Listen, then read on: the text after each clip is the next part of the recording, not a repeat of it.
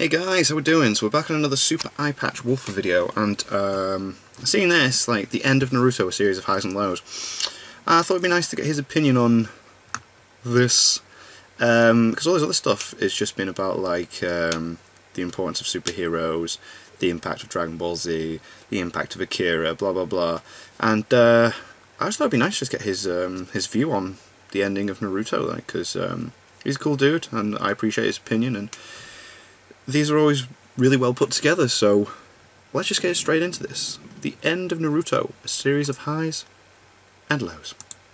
Earlier this year, I watched the final battle between Naruto and Sasuke from fight. Naruto Shippuden. So good. I'd long ago fallen off the ninja bandwagon and have barely touched the series in over a decade. But seeing as it came to an end this year, I became curious as to what the final encounter looks like. Yeah, obviously you'd want to check that out. Yeah.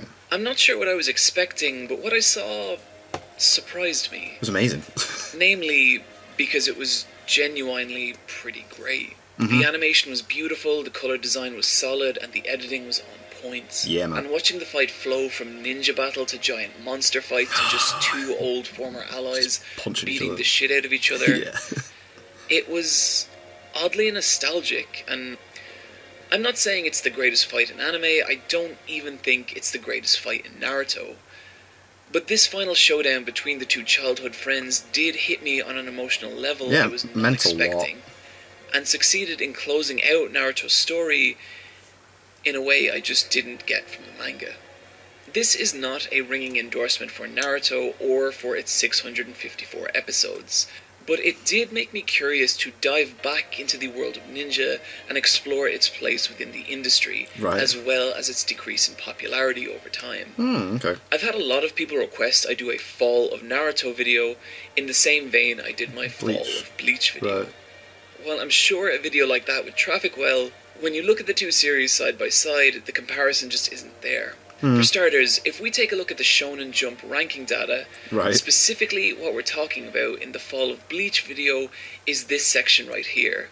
This meteoric drop in popularity. And in comparison, Naruto didn't really suffer a fall as much as it did a gentle decline. Look at that, Sales of Naruto never dipped below the millions per year during its publication, and even vastly outsold its rival One Piece in foreign sales. And perhaps most importantly, author Masahi Kishimoto has gone on record saying that he was able to end the manga on his terms the way he wanted. That's cool. Which is a far better fate than what happened to Bleach.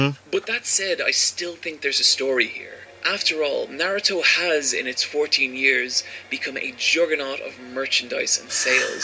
Kishimoto's net worth is estimated at a staggering $20 million. And the series has become so synonymous with anime and manga that it's regularly referenced in other media, and its total global lifetime sales surpass X-Men, Captain America, and even Dragon Ball Z. Even anecdotally, for years you couldn't go to any con around the world without seeing numerous Leaf Village headbands or Akatsuki cloaks. Damn right. Make no mistake, Naruto is a full-blown global phenomenon. But all this said, it's hard to ignore the fact that it has lost some of its momentum over its 14-year run. While many miles above Bleach in terms of raw success, it's also a far cry from its rival One Piece. While Naruto is indeed more successful in foreign sales, there's over 100 million sales separating the two globally. And much of its popularity has eroded in the West, losing out to more modern titles like Attack on Titan, Tokyo Ghoul, and Haikyuu, all of which outsold Naruto in 2015, even though the tankobons were still being released. So, I have three questions. What made Naruto so popular in the first place? What explains its gradual erosion of popularity? And finally, what is it that kept it suffering the same fate as Bleach? Well, friends, we are going to answer all those questions. Cool, this is going to be good. So sit back, relax, and let's talk about the end of Naruto, a series of highs and lows. Groovy. Naruto began publication in 1999 in Shonen Jump magazine, and when you look at the top 3 Jump series of that time, one distinction that Naruto has is that it was intensely focused on its characters as opposed to its plot. Yu-Gi-Oh! Was about card games, One Piece was about adventuring, and Akira no Go was about, well, Go. The series was less focused on the idea of being a ninja as much as it was on what being a ninja meant to its different characters. Yeah. And for our main character, Naruto Uzumaki, it was a way for him to prove himself to a society that both feared and despised him, namely because he was possessed by the dangerous nine-tailed fox demon. And this was a powerful message to send to young Shonen Jump readers, that you may not yet fit into society, but through hard work and mastering your own potential, anything is possible. A lot's been said about Naruto and his rival and also secondary main character, Sasuke Uchiha. And while I have to say I'm not particularly fond of either character, they do both at least have defined personalities and core driving motivations. Definitely. Where the two characters really start to work, though, is how they play off one another. And watching the two young ninja try and better each other makes for some of the most entertaining parts of the entire series. In fact, the first time Naruto achieved the #1 spot in the Shonen Jump weekly rankings was the memorable chapter when the two compete to leave the highest mark on a tree, making it one of the only manga that year to topple One Piece from its throne. Outside the main cast is where you'll find one of Naruto's greatest strengths, its cavalcade of likeable and supporting secondary characters, many of whom are arguably more interesting than the three main characters, coming with their own unique abilities, fighting styles and backstories. No matter who you are or what kind of character you like, you are going to find at least one character you relate to. That's true. Whether it's the gentle but awesome Hinata, the laid-back but infinitely cool Kakashi, or the talentless fuck-up who I will love to the rest of my days, Rock Lee. One thing that really helped this was the distinct and memorable design of each character. They all stand out. Bold and expressive colour palettes. Everything from Naruto's bright orange jumpsuit to Gaara's striking shock of red hair. Each character cut a unique and stylish silhouette, enhanced by some great and memorable outfits that were packed with all these little character details. It feels like a lot of work went into making each individual design feel distinct and expressive. I mean, even look at all the different ways Kishimoto found for each ninja to wear their iconic headband. It's really pretty clever. All this came together to give the series a great look and led to some of the most charmingly memorable tankobon covers in the industry, as well as greatly enhancing the visual aesthetic of the TV show. Speaking of the TV show, when the anime of Naruto wants to, it looks really, really good. And not just like TV good, but like, holy shit, look at this animation. And this really helps sell a lot of the more intense encounters. Granted, this animation only kicks in for a small percentage of the show, but when it does, it's absolutely beautiful. It counts, man. The most prominent place you'll find these great animations is in the intensely imaginative and often pretty violent fight scenes. The combat was never really a case of who's stronger, but more who's smarter, who's more creative, who's better prepared. They were also on a far smaller scale than that of your average shonen series. Attacks tended to be clever and focused as opposed to the usual excessive displays of force, and this gave the fights a certain intimacy not found in other shows. One of Kishimoto's major strengths is working the emotions and narratives of the characters into his fights. There's a lot of great fights I could point to here, but the highlight for me has always been Rock Lee versus Gaara from the Chunin selection exam. I think the true beauty of this fight is how it's a clash of each respective character's ideology. Like, take Rock Lee. Born without any aptitude for using ninja magic, weapons, or illusion techniques, has poured his heart and soul into mastering Tai Jutsu. Simple hand-to-hand combat. He's essentially the poster boy for the phrase, hard work beats talent when talent doesn't work hard. Then you have Gaara, the cold, callous, natural genius, and possessor of the evil Tanuki spirit that allows him to effortlessly control massive quantities of sand. Watching Lee struggle not only against Gaara but his own limitations is damn near inspirational, and elevates the fight so far above your average shonen slugfest, instead becoming a desperate battle of spirit versus natural talent. If you don't lose your mind when Lee drops the weights, then I don't know what to tell you. I'm not sure we can be friends. Goddamn. So with so much going for it, where did Naruto start to go downhill? What caused it to start losing popularity? Well, there was all that filler. I think the best way to answer that question is to break it into two parts, the manga and the anime. And seeing as it all started with the manga, what say we begin there? But first, I'd just like to address an idea that seems to crop up in the anime manga community every few months. And that is that the main reason a series declines is because an author gets lazy. To remedy this, I want you to join me for a little thought experiment. You are a young, talented manga author, pitching to Shonen Jump for the first time. You spend weeks on your first chapter, drafting and redrafting, making every panel sing and each line of dialogue sharp and punchy. Until finally, you take it to the higher-ups at Jump, and they give you a ton of notes and revisions. You spend weeks more honing your manga to perfection until finally it's accepted and you are a published author in Shonen Jump. Do it every week. Congratulations! All the pain and suffering was worth it.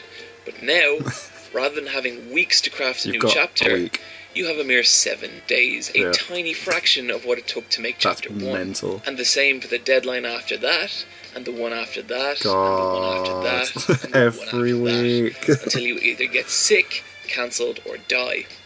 After months of this, you are physically and creatively exhausted. Your drawing quality goes down and you're using all the tropes of storytelling that you always railed against. And you watch as your precious manga becomes filled with long-lost ancestors, filler arcs, and ass-pull plot solutions. Just to give you enough time to stay ahead of the deadlines. And imagine doing this all while enduring the 24/7 death march of drawing, writing, and inking. In other words, being a manga author is hard. Really, really, really hard. One Piece's Oda recently put out a job advertisement for an assistant, and it stated that the applicant needs to be ready to, and I quote, die for One Piece. And even Kishimoto himself. He got married in 2003, but took his honeymoon 11 years later in 2014, after Naruto had concluded. This is the life of the weekly Shonen Jump manga author. This punishing existence affects each mangaka in different ways. But generally, whatever your weakness is as a manga author, it will be brought to the forefront. For Kubo, it was his character writing, and for Kishimoto, it's his draftsmanship. I would never suggest that Kishimoto is bad at drawing. That's just objectively untrue. But out of the original big three, I would consider him artistically the weakest. Even at his best, his drawings don't have the effortless natural quality and finesse of Bleach, nor do they have the eccentric energy and punch of One Piece. And this would only become more prevalent over time. Here is an early page from Naruto, and while I don't necessarily think it's quite up there with Kubo or Oda, you can't deny the energy and enthusiasm of each page. And here is some pages from later on in Naruto Shippuden.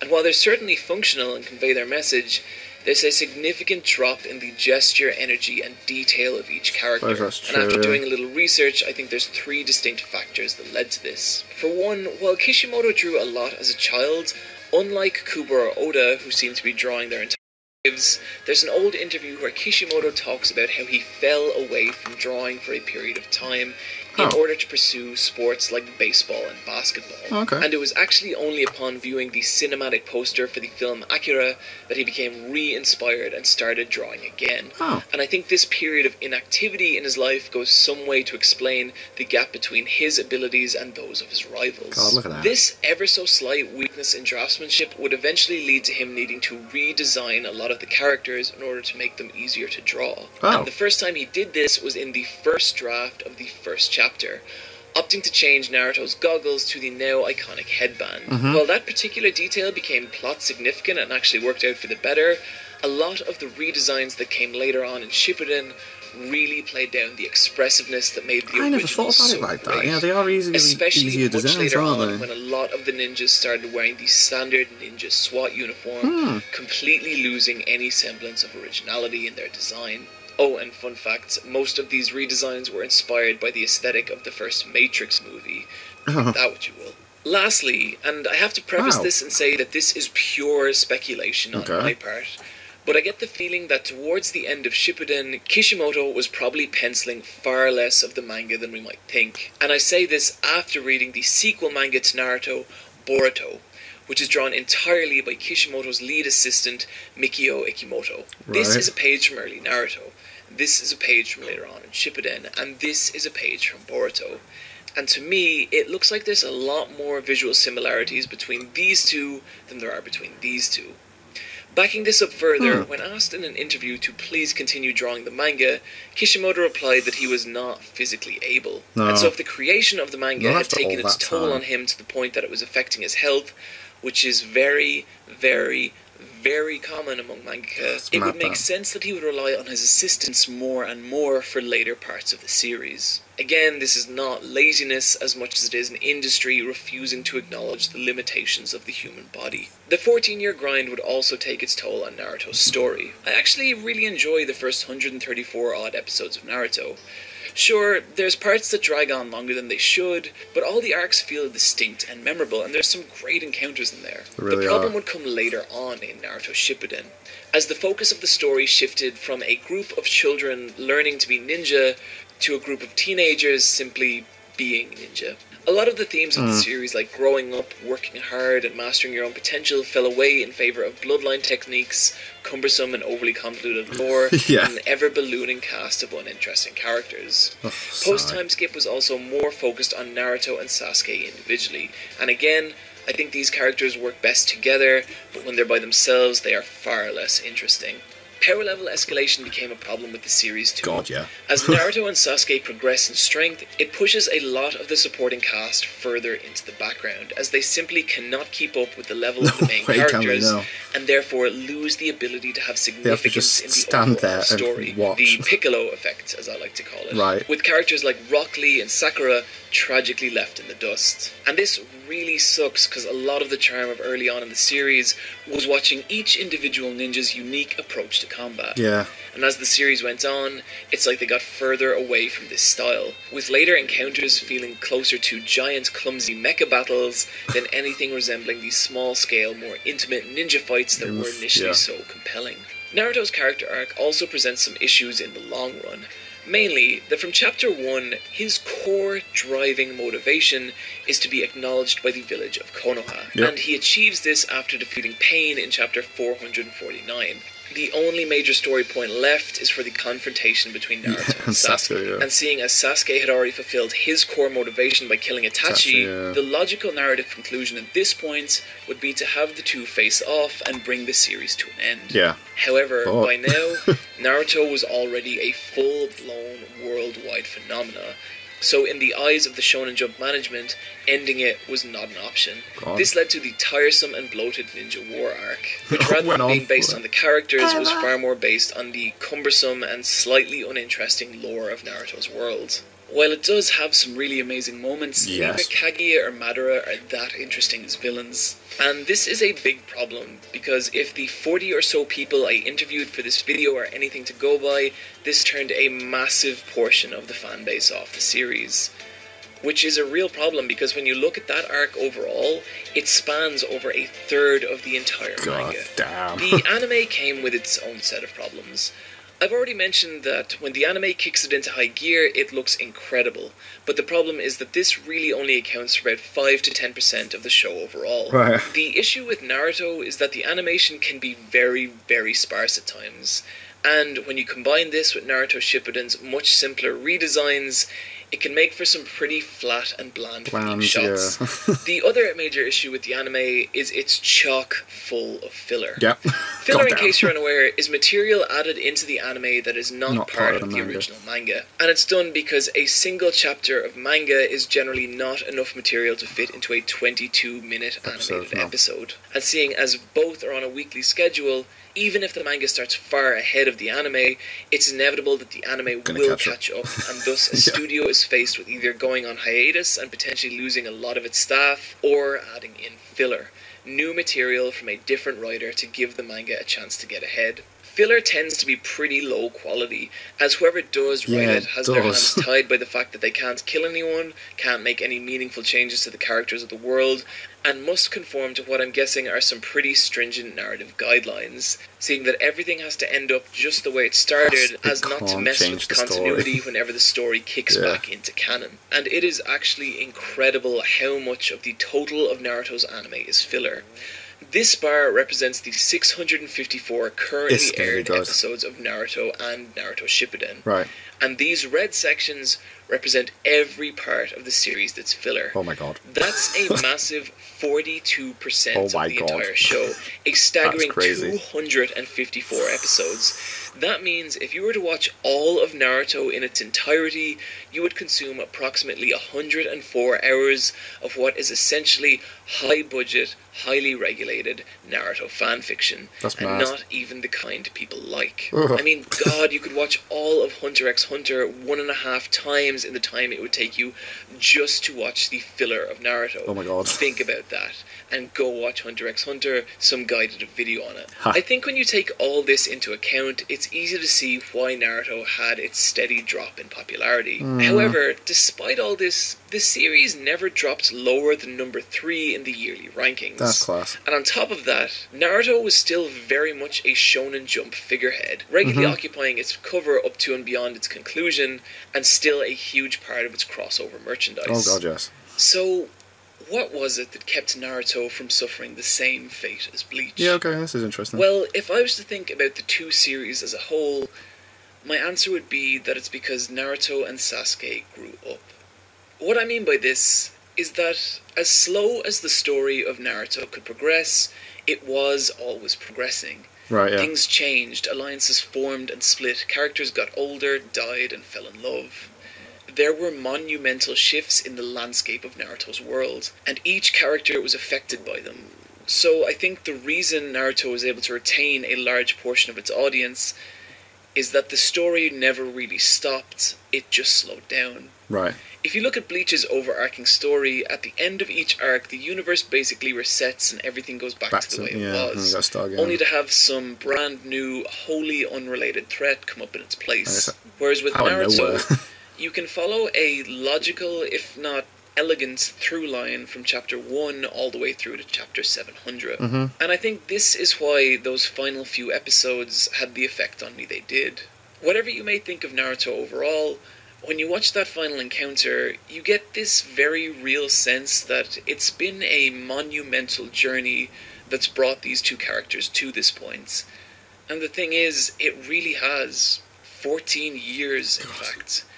I was a teenager when I first read Naruto, and so many things have changed in my life since then, and it's really nostalgic seeing the same thing reflected in two characters that I at one time really cared about. Yeah. Because there was a time in my life when Naruto was my favourite series, and this last final encounter reminded me of why that was, and I can't really give it any higher praise than that.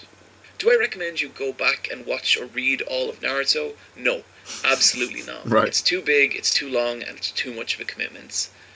But that said, if you had or have any fondness in your life for the series, then I encourage you to go back and watch those final few episodes. Hell yeah. Trust me, you'll be glad you did.